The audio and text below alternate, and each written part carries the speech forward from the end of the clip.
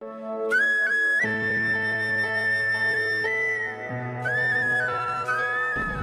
एक साधक ने कमेंट करके हमसे एक सवाल पूछा कि मेरे को एक पंडित जी ने बताया कि घर के बाल जल छिड़कने से धन का लाभ होता है, क्या ये सच है?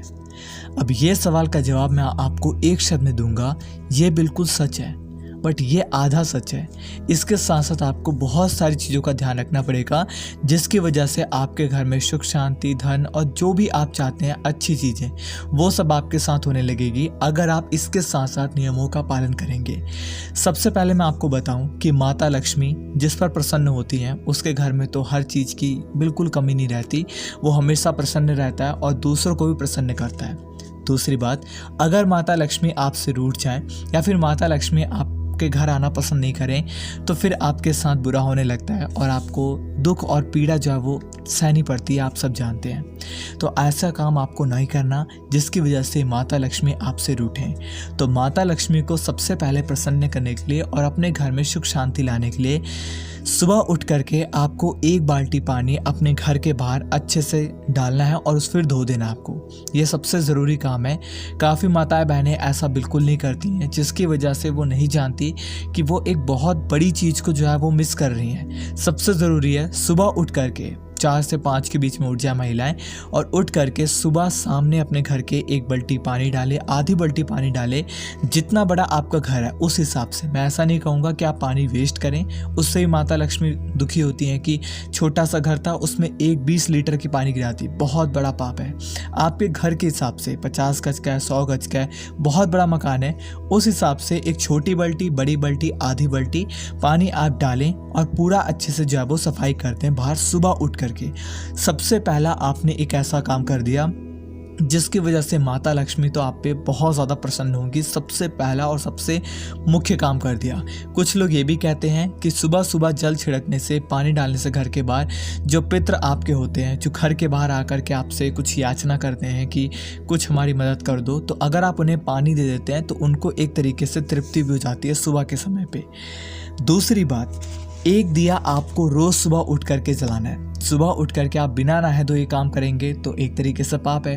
तो आप जैसे ही 4 से 5 या फिर 5:30 बजे तक अपना जो है बाहर धो लेते हैं, उसके बाद जाएं, नहाएं धोएं, जो भी आपने घर में सफाई करनी थी करने के बाद नहाए धोएं, पूजा करने बैठें और पूजा करने के बाद जब आप जल चढ़ाने अपने सूर्य देव को जा रहे हैं उसके पहले दिया एक बाहर जला दें। अगर बाहर दिया पॉसिबल नहीं है तो कृपया कर ऊपर जला लें, अपने मतलब या तुलसी की माता के पास जला दें, कैसे भी करें। लेकिन अगर एक दिया आप अपने घर के बाहर जलाते हैं तो ये बहुत ही शुभ होता है। और माता लक्ष्मी दिया बहुत सुंदर, मैं बोल नहीं सकता, इसको वर्णन नहीं कर सकता कि दिया और माता लक्ष्मी बहुत एकदम महाप्रेम है इनका, ठीक है। तो आप ऐसा ज़रूर करें सुबह उठ करके। इसके बाद अपने घर में एक रंगोली हो सके तो हफ्ते में या फिर रोज़ अगर हो सके तो बनाएं। रंगोली नहीं बनानी आती, स्वास्तिक बना सकते हैं। स्वास्तिक भी नहीं बनाना आता तो कुछ तो करिए। मेरी आपसे रिक्वेस्ट है, एक रंगोली, एक छोटी सी रंगोली हमेशा माता के लिए बनाएं, क्योंकि माता लक्ष्मी रंगोली बहुत ही प्यारा संबंध है। अगर आप ऐसा करते हैं तो माता लक्ष्मी सच में आप पे प्रसन्न होंगी, बहुत ज़्यादा प्रसन्न होंगी। इसके बाद अपने घर के पास जो आपका मेन गेट होगा, मुख्य द्वार है, वहाँ पर 1 लोटा जल ज़रूर रखें। अगर आप 1 लोटा जल रखेंगे इससे आप बहुत सारी नेगेटिविटी को अपने घर के अंदर आने से बचा सकते हैं और माता लक्ष्मी सच में आप पे प्रसन्न होगी, क्योंकि नेगेटिविटी, बुरी जो शक्तियाँ हैं वो आपके घर में आएंगी नहीं। और बुरी शक्तियाँ अगर आपके घर में नहीं है तो माता लक्ष्मी तो ऑटोमेटिक वास करेंगी। तो 1 लोटा जल अपने मुख्य द्वार पर रखें और जब भी अगर आप बाहर से आते हैं, कहीं से आते हैं, तो अपने ऊपर थोड़ा सा जल छिड़क लें। ये काफ़ी ज़रूरी है। काफ़ी लोग आते हैं बाहर से अंदर अपने बेडरूम में बैठने लगते हैं, बाहर से जब आप आते हैं तो अलग अलग जगह पे कैसी कैसी जगहों से आप चल कर आते हैं, तो कुछ शक्तियाँ होती है, कुछ नेगेटिविटी होती है और ऊपर से कुछ धूल वूल लगे होते हैं, कुछ बीमारियाँ होती हैं। तो हाथ पाँव धो करके तो आना ही चाहिए। और हाथ पाँव धोने के अलावा अगर आप शास्त्रीय उसमें जाएं तो कुछ नेगेटिविटी भी होती है, वो आपके हट जाती हैं अगर आप जल छिड़क लेते हैं। तो आने के बाद अपना हाथ पाँव अच्छे से धोएं, ये सबसे ज़रूरी है। बाहर से अगर आप आते हैं और 1 लोटा जल अपने घर के बाहर रखें। अगर आप ये गलतियां करेंगे जिसकी वजह से आपके घर में दरिद्रता आएंगी तो प्लीज़ इन गलतियों को भी ना करें, इन गलतियों को भी सुनें। सबसे पहली बात, जिस घर में साफ़ सफाई नहीं होती और सुबह उठ करके महिलाएं जो वो बिल्कुल साफ़ सफाई नहीं करती, उस घर में दरिद्रता का वास होता है। अगर आप सुबह उठ करके बिल्कुल सफाई नहीं करती, घर के बाहर बिल्कुल जल नहीं डालती और आप सोचती हैं कि कोई आएगा, नौकरानी आएंगी, लेट आएंगी तो वो कर देंगी, तो आप सबसे बड़ी गलती कर रहे हैं। नौकरानी तो आएंगी, आप अगर अपंग हैं, आपका हाथ पाँव काम नहीं करता, आप बूढ़ी हैं, बहुत ज़्यादा बूढ़ी हैं, तो आप ना करें, तब आपको भगवान पाप नहीं देंगे। लेकिन आप एकदम हष्ट पुष्ट हैं, आप आलस के लिए आप नौकरानी लगा रखें, वो जब आएगी 10-11 बजे तब वो करेगी, सबसे बड़ा पाप है। आप सुबह उठ करके एक बार बाहर का धो लें, बेशक नौकरानी अंदर लगा वो चलेगा, लेकिन आप एक बार बाहर का अच्छे से धो लें, बाहर का, सिर्फ बाहर का, ये ज़रूरी है। इसके बाद जिसके घर में सब जो है वो देर तक सोते हैं, सुबह आराम से उठते हैं, तो ये भी आपका जो है वो माता लक्ष्मी को लूटने वाला काम है, क्योंकि सुबह सुबह सूर्य नारायण अपने समय से उग जाते हैं। भगवान ने जिनको जो काम दिया वो सब कर रहे हैं। भगवान ने हमको भी कहा है कि सुबह में जल्दी उठो, लेकिन हम लोग अपना काम नहीं करते, तो माता लक्ष्मी कैसे आप पे प्रसन्न होंगी। विष्णु भगवान की अर्धांगिनी आप जानते हैं, और विष्णु भगवान प्रसन्न होते हैं, और विष्णु भगवान ही सबका संचालन करते हैं। सूर्य को आदेश दिया कि सुबह में आना है तो वो सुबह में आते हैं, शाम को आदेश दिया कि आपको चले जाना है तो चले जाते हैं, कभी भी उन्होंने अपना नहीं चेंज करा। तो सूर्य नारायण जितने भी चीज़ें प्रकृति है, ऑक्सीजन देना, अगर पेड़ को कहा है तो वो ऑक्सीजन देगा, वायु को कहा है कि आप चलते रहना तो वो चलते रहेंगे, कभी भी किसी चीज़ की कमी भगवान ने नहीं करी, सबका एकदम नियम पूर्वक काम हो रहा है। बस हमें जो नियम बताया हम उन नियमों का पालन नहीं करते। तो देर तक सोने वाले लोग बिल्कुल समझ जाएं कि आपका जब तक पुण्य है तब तक आप खुश रहेंगे, जैसे पुण्य चला गया आपके कष्ट होगा, आपको दिमागी परेशानी हो सकती है, बहुत सारी चीज़ें हो सकती हैं। इसके बाद रात का जूठा बर्तन अपने उसमें सिंक में बिल्कुल ना रखें, जो भी आपका किचन है वहाँ पर रात का जूठा बर्तन ना रखें। मैं फिर ये बात कहूँगा, अगर आप सोचते हैं कि नौकरानी आएगी सुबह माजेगी मैं पैसे देती हूँ, प्लीज़ ऐसा ना करें। या तो रात को नौकरानी को बुलाएं, नहीं बुला सकते तो रात का बर्तन आप ज़रूर मांज लें। देखिए अगर आप अपंग हैं, मैं फिर वही बात कहूँगा, आप बूढ़ी हैं, आप वो हैं, तब चलता है, लेकिन अगर आप एकदम हष्ट पुष्ट है तो ये कोई ऐसी बात नहीं है कि आप जो है वो ख़राब हो जाएंगे या फिर कुछ हो जाएगा।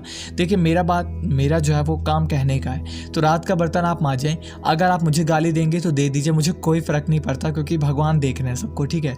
तो आपका काम है कि रात को जूठा बर्तन आप मांज लें, मैं तो आपको सच्चाई से सही बातें बताऊँगा, ठीक है। इसके बाद दिन में आपको ज़्यादा नहीं सोना, चाहे वो माता हो, बहनें हो, भाई हो, बंधु हो, जो भी हो, आपको दिन में ज़्यादा नहीं सोना। दिन में कभी कभार अगर आपकी आंख लग गई, आप भजन कर रहे थे और अचानक से आपका ध्यान लगा और आप एकदम से सो गए, उसके बाद उठे फिर भजन चालू कर दे, तो बहुत मतलब ये तो संतों वाली बात हो गई। लेकिन अगर ऐसा नहीं है तो आप ज़बरदस्ती नहीं कि आप सोने का टाइम हो गया दोपहर में, फिर उठे, फिर खाना खाए, अभी तो 3 बजे रहे थे, 4 बजे उठने का टाइम होता है ना, एक और बार नींद मान ली, 5 बजे आँख खोली, कोई काम थोड़ी ना हमें। तो ऐसा काम हो ना हो आप भजन करें, आपको भगवान ने भेजा भजन करने के लिए, आप वो करें, लेकिन दिन में ज़्यादा ना सोएं, इस बात का ध्यान दें। लड़ाई झगड़ा अपने घर के अंदर अगर आप करते हैं, या फिर आपके घर में चिल्ला चिल्ली, सब एक दूसरे से मतलब कटु वचन में बात करते हैं, छोटी छोटी बातों पे आपके घर में कलह मस्ती है, रोना धोना चालू हो जाता है, तो ऐसे घर में तो माँ लक्ष्मी क्या कोई भगवान वास नहीं करेंगे, क्योंकि भगवान को शांति पसंद है।